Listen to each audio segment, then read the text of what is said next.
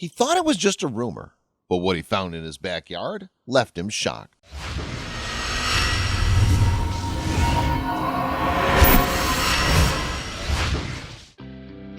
New home. Buying a new home always provides a refreshing feeling no matter how many times you've done it before. To some, it gives them a sense of accomplishment, while others use this opportunity to have a fresh start. But for John Sims, he just wanted a humble and quiet home to live in. Little did he know he's about to get more than he bargained for. Moving in wasn't always an easy task. You have to pack a large number of things, move furniture, and make sure that you didn't leave any of your items behind. Once you arrive at your new home, you have to unpack everything as well and neatly arrange everything. It was an exhausting task for John, but he was able to go through it. As he was unpacking his items, John couldn't seem to forget what his friend told him about his new home. John bought this new house from a close friend. It was located in quiet midtown neighborhood of Tucson, Arizona. On the outside, it seems like a normal home, but when John talked to the previous owner, he couldn't believe what he heard. Before John moved in, his friend already told him about the strange rumor surrounding the house. His friend said that there was something buried in the backyard. John dismissed the idea and just thought of it as nothing more than an urban legend. But John couldn't seem to shake off the thought now that he's all settled down and moved in. Could his friend be right? The more John tried to push the idea away from his head, the more he found himself thinking about it again. It gradually became his obsession. John decided he had had enough of it and was determined to get to the bottom of this mystery. He knew the only way to satisfy his curiosity is to take out what's buried in the backyard himself. But was he prepared enough for what he was about to see? John took matters into his own hands. When his friend first told him the story, John jokingly said he might need to borrow a shovel to investigate if it was real. But soon enough, John realized that it might take more than a shovel to get to the bottom of things. He didn't know what he should look for, but just the thought that something might be buried in his backyard was enough to drive him to take action.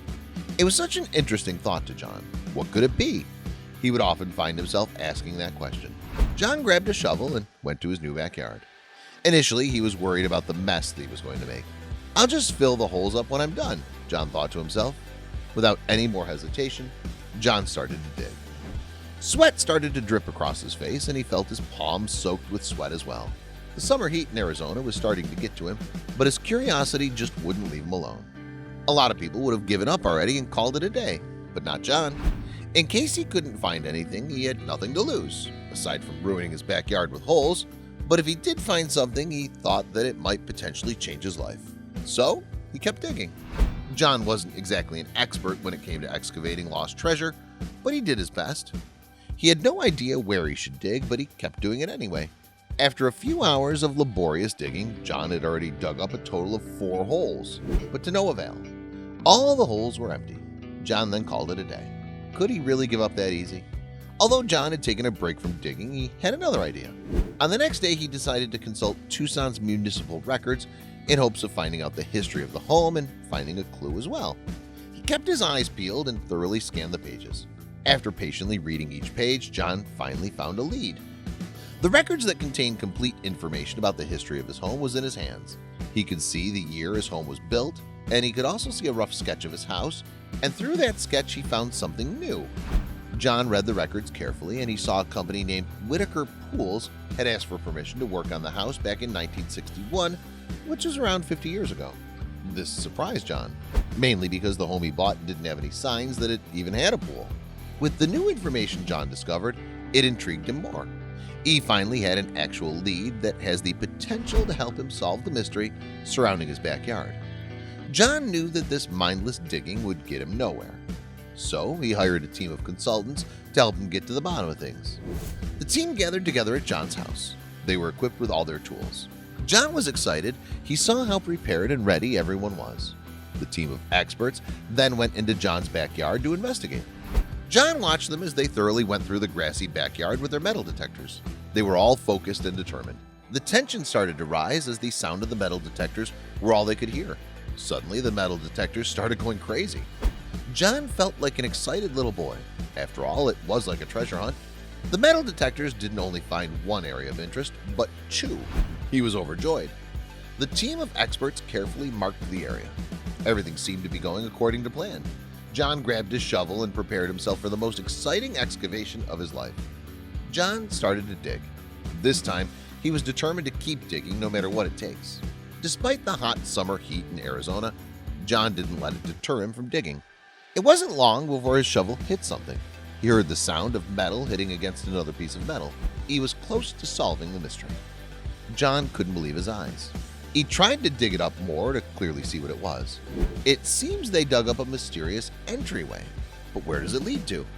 The experts discouraged John from entering the hatch himself, since there's a risk that the inside might contain toxic fumes. So they asked for help from more people. As John waited patiently for help to arrive, he couldn't help but ask himself, what could it be? After the extra help arrived at the scene, they opened the mysterious hatch in John's backyard, revealing a spiral staircase that led downstairs. But John knew that simply going down the staircase without a plan could result in disaster. After all, the hatch might have been made more than 50 years ago and the structure might be too unstable. It was too dangerous to go inside, but John didn't want to quit, so he made a plan. John, along with his friends, reinforced the entryway with new rebar and concrete. They did this to minimize the risk of it collapsing when they enter. Aside from that, John also installed an electrical line that would illuminate the place. Before entering the hatch, John and his friends also installed a pipe that would pump fresh air into the entryway. But they had one more problem. John was worried that the stairs were too rusty. Before finally going down the entryway, John did one more thing. He bought a long ladder and securely placed it into the hatch. They were finally ready to go inside. When they reached the bottom of the hatch, they encountered a complex tunnel system. But what was it for? John recalled what he saw in the records. It's possible that Whitaker Pools did construct something in his house 50 years ago, but it wasn't a pool. It seems these witty businessmen saw that the Cold War was an opportunity to expand their services. After all, they realized that building fallout shelters weren't that different from building pools. John thought that the owner of the house 50 years ago might have thought that building a fallout shelter might help them with the Cold War.